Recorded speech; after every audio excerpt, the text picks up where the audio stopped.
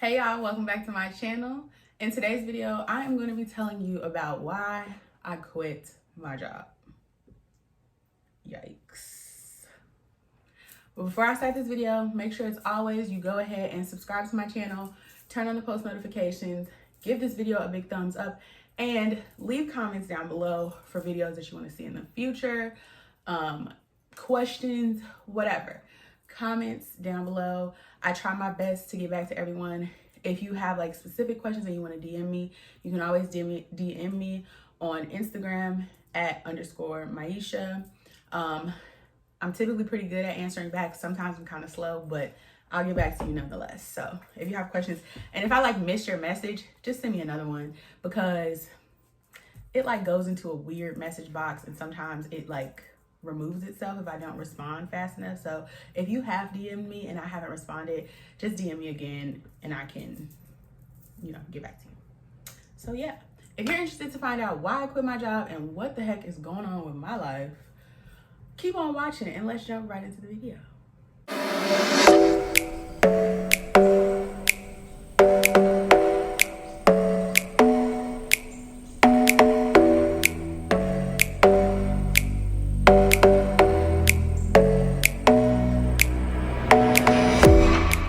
So if you watched any of my old videos, or like my very first video, I told you guys that I am an occupational therapist. I am a pediatric, I was a pediatric home health / some clinic occupational therapist. So what that means is, what I was doing was I was going to people's homes and I would basically work with their children for like 30 minutes to an hour on different things. Honestly, it just depend on the child, like what conditions they had, what their specific goals were, things like that. And sorry, honey wants to be included so bad. So yeah, I was doing that. This is the job that I got before I ever even moved to Houston. So basically, if you watch my other video, I told you that I started applying for jobs in like March or April, and then by May I was hired. So I actually got 2 offers and they were both similar. So one was completely home health, so basically what I've been doing, and then the other one was, sorry, I have it like a kid, have to keep her occupied. So one was completely home health, and then the other one was home health / clinic. So I decided to go with the job that was home health / clinic. And I did that because I was a new grad and I felt like I needed some time to be in a clinic around other therapists so that I could like learn. Because if you're in the field of occupational therapy, or if you're thinking about going in the field of occupational therapy, you do go through field work. And like most people know this, you go through like a field work experience. So you do like several different rotations, and like your longer ones are 2-3 month rotations. So like while you do have that experience, you still aren't a seasoned OT. You don't really know what you're doing. Like you do, but like you still need that practice, especially if you haven't been in that specific setting. So for me, I had never been in home health before, in adults or with kids. So that was very new for me. And I thought going into it that it was going to be kind of like eased into it for me, but that didn't happen. So I took the job basically where it would be clinic and home health. Mind you, the other job offered me more benefits, but I didn't take it because, and when I say benefits, I mean like they did initially offer me more money, but I was able to negotiate and match that, so that wasn't an issue. But they offered me like money to move. They also said that like after I worked there for a certain amount of time, I think either 6 months or a year, that I could get like basically a company car so that I wouldn't be putting like the miles on my car, which would have been so beneficial and something I actually really would have liked, because I didn't like putting so many miles on my car. And then I think it was a couple other things, but I turned it down because like I said, I didn't want to be all home health. But really, I should have took that position, and I'll tell you why. So, got hired in May. mind you, I didn't start working until the end of August. So June and July, I was in contact with my employer, basically like just keeping them updated on what was going on with me, obviously, because I still had to graduate and I still had to pass my boards. So I was keeping up with that. I had to do like CPR, make sure my CPR was up to date, had to get all my shot records, all my health records, vaccines and all that sent over. So it was like a 3-month period of me just making sure they had everything they needed from me. And then I was basically like asking them like, what's it gonna be like when I start? Like, am I gonna have patients? Like, what's the process gonna be like? And what I was told was that my caseload would basically be 75% full. So I don't know the exact full. I think for them full is like 30 visits a week. So that's like no, that's not right. I don't know how to do math clearly. 6 visits a day, which you would think is fine, but typically we work Monday through Thursday and not Monday through Friday, just because crazy reasons, which I'll also explain. But basically they told me it was going to be 75% full. And the reason why I kept asking was because how the job that I had paid, and how a lot of home health jobs pay you. They basically pay you based off of how long you work with a patient. So if you work with a patient for 30 minutes, you get X amount of dollars. If you work with a patient for 40 minutes, you get X amount of dollars. You work with a patient for 50 minutes, you get X amount of dollars. And those aren't the exact time frames, but there are like marks you have to hit. So it goes by unit. So like every 15 minutes is a unit. But like once you get like 8 minutes over, that counts as 15, if that makes sense. So like, okay, to simplify, I basically had to see a patient for like 38 minutes to get paid X amount of dollars. Or if I wanted to get a bit more, do a longer session, I had to see them for at least 53 minutes. So either basically 40 minutes or an hour. That's how it worked. But it depends on the patient's insurance. If they have a certain type of insurance, that you might not be able to see them for an hour. You're only able to see them for 40 minutes. So you have to look at that. But basically what I was told before I started was that you're gonna have like 30 visits a week, 32 visits a week. You'll be making this amount of money. Estimate. You should make this.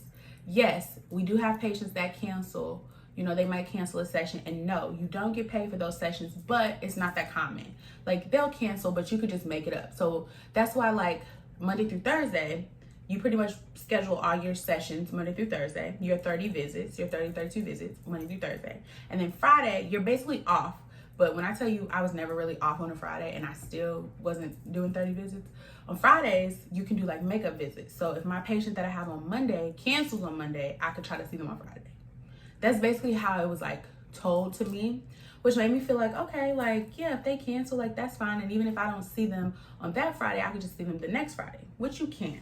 But one of my biggest issues with the job that I had was the fact that I feel like the amount of like cancellations and stuff wasn't really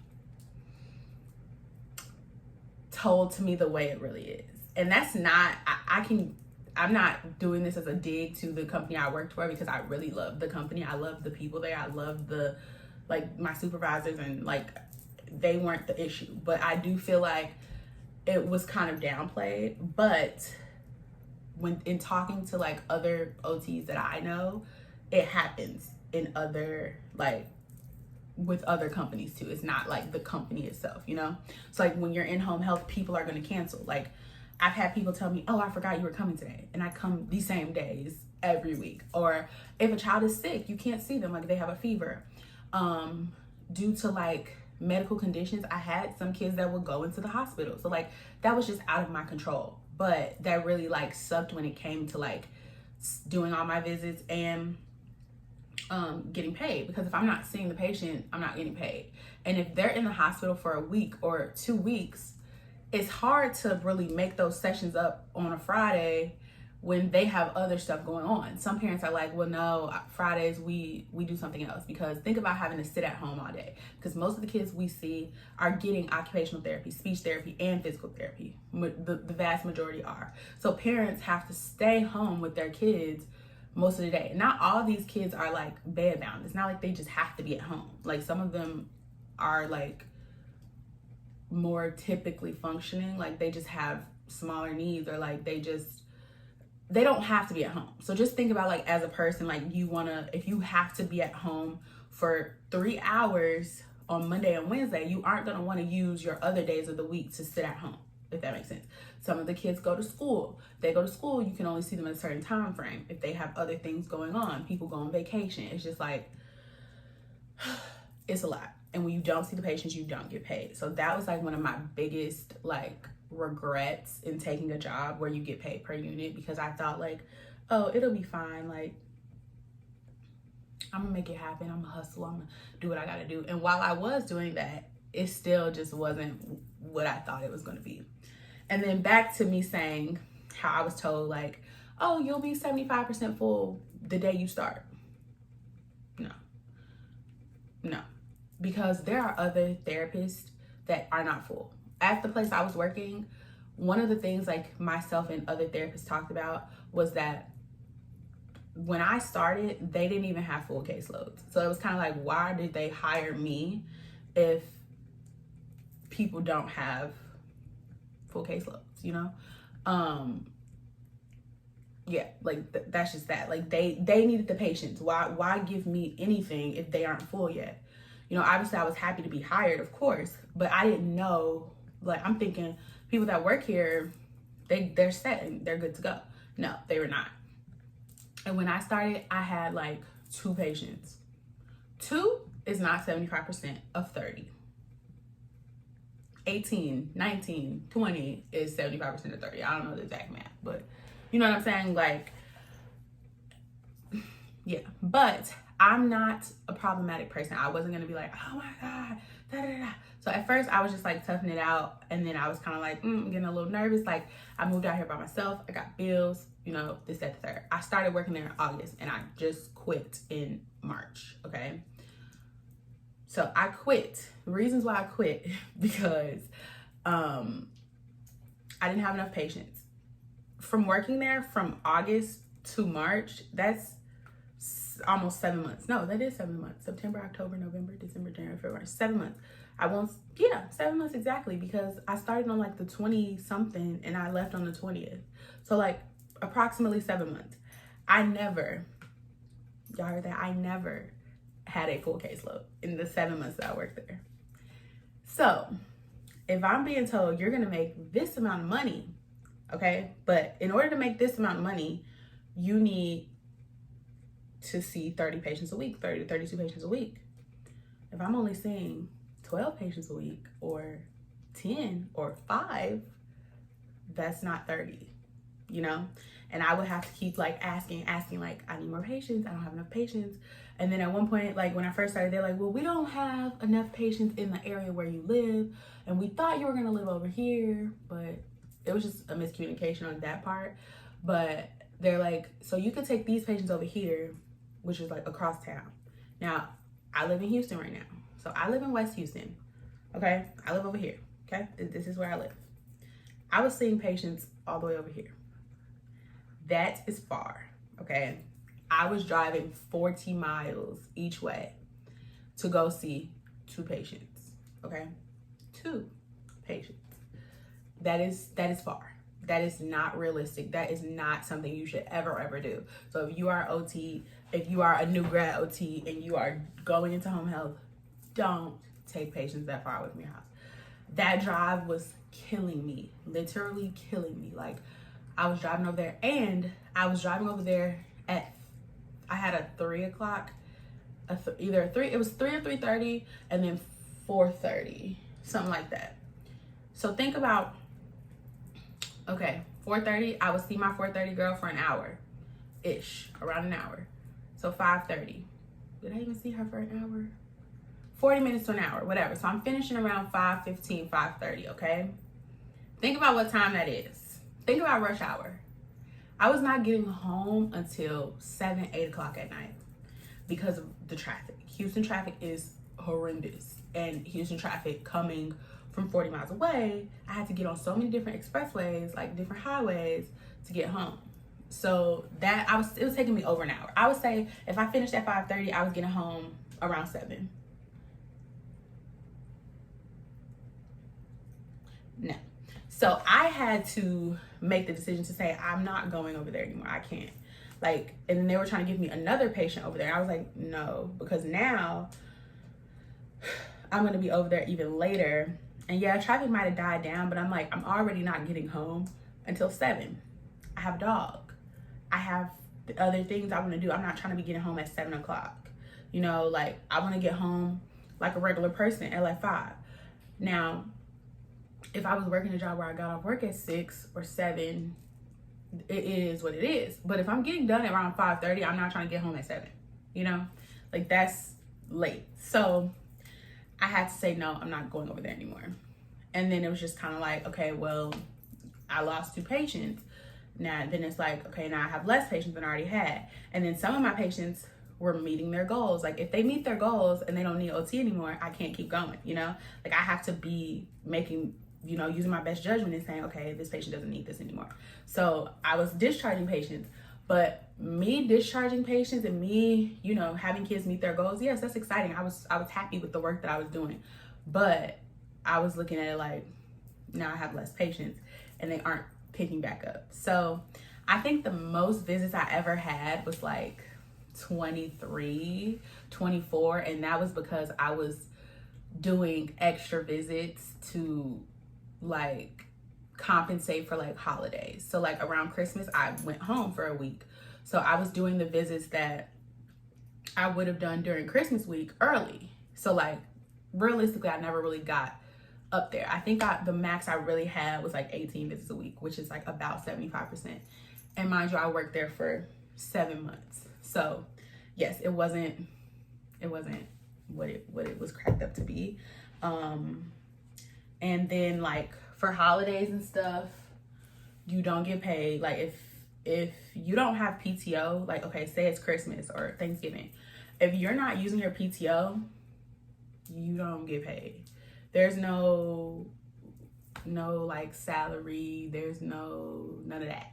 You don't get paid. If you're not working, you don't get paid. So that's just it. So I started applying for jobs in like, let me see, I started working in August. I want to say I started applying for jobs in October. Like, cause I was like, this is not gonna work. So I was applying for jobs. I had an interview to do like, basically like a PRN. Girl, my dog is sitting right here, as y'all can see, and she's playing with a toy, and she keeps dropping it on the floor. As you see, I keep bending down to pick it up.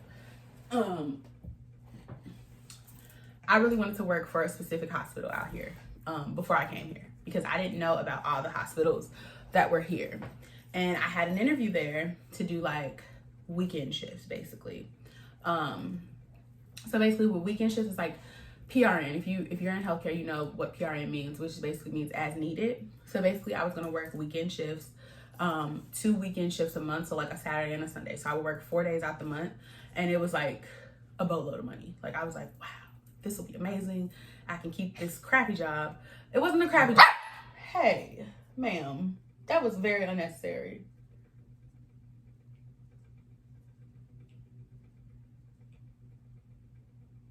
You finished or you done? Because that was real rude, and that was loud in my ear. Don't do that again. Anyway, I was basically like, if I get this weekend job, I can keep the current job I have, and even though it's like sucky right now, like I'll still have something else, you know? So now I have to sacrifice my weekends to go and like work somewhere else, because this job is not supplementing the lifestyle that I'm creating for myself or the bills that I have. So basically I applied. Sorry y'all, I'm trying to see how long it is. I'm almost done. I applied to do weekend shifts, and that I didn't get that job. And that was very defeating, because I was like, this is just a weekend job. Like, dang, I really want to work in a hospital and they not letting your girl in, okay? Then I applied for like some school positions, and I was like, for the school position, I basically applied through a recruiter, and they were basically like, oh, like, we like you, we're gonna put your name in, like, you got this in the bag. I got to that interview, and they were basically like, sis, they didn't say in so many words, they were like, we like you, but you applied through a recruiter, so like, we really not looking to hire nobody through a recruiter. If we could take your application away from the recruiter and put it directly through the school, we will hire you. But we don't want to hire through a recruiter. And I was just like, why did y'all waste my time? Like, so that was another like defeating thing. And I was like, well, I didn't see the job posted through the school. And they're like, yeah, we don't know how it got posted. Like that, like what? Okay, whatever. So that didn't work out. I don't think I really would have liked that anyway. But girl, shut up. Shake hands. Shake my hand. Thank you. Okay. Relax. Lay down. Lay down. No, I didn't say shake. I said lay down. Good girl. Don't bite. So that didn't work out. Kept applying to places. Shh. Shh. Sorry, y'all. This dog is crazy. She want to be seen so bad. Kept applying to places. Had an interview at a place and they wanted me, but I didn't want them. I didn't like it. And then finally, I applied for the hospital that I'm going to be starting at on, well, Tuesday now. It's supposed to be Monday, but Tuesday, whatever. I applied there in December and I heard back in like January, had my interview in like February, and then I'm starting in March, end of March. So hallelujah, I got a new job. I'm so excited. I'm gonna tell you guys about it as I go. I'm super excited. I think it's gonna be great. I'm gonna be working in inpatient pediatric, which is like my goal. That was like my goal job, to be working in inpatient pediatric. I'm super excited. I'm nervous AF because obviously it's gonna be a lot more to learn, different things, just how things work in the hospital. But I'm super freaking excited. I'm so happy. All love to my old job. Like, I loved the people there, but it wasn't for me.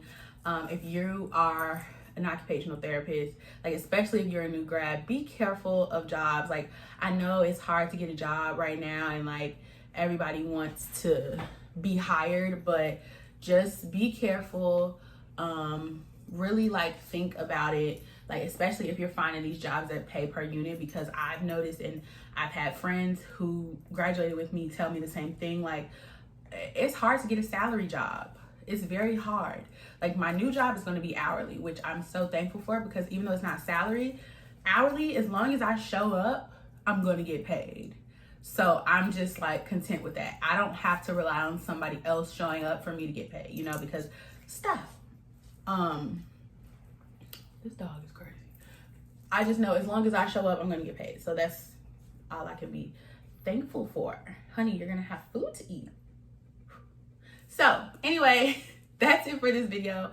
I did record another video of me showing you guys kind of a day in the life during home health. And I showed what was in my car. So if you are interested in like you're an OT or you're an OT student and you want to see like what that would kind of look like. Obviously I couldn't really show you like sessions of like what I actually do because HIPAA, I can't show the patients.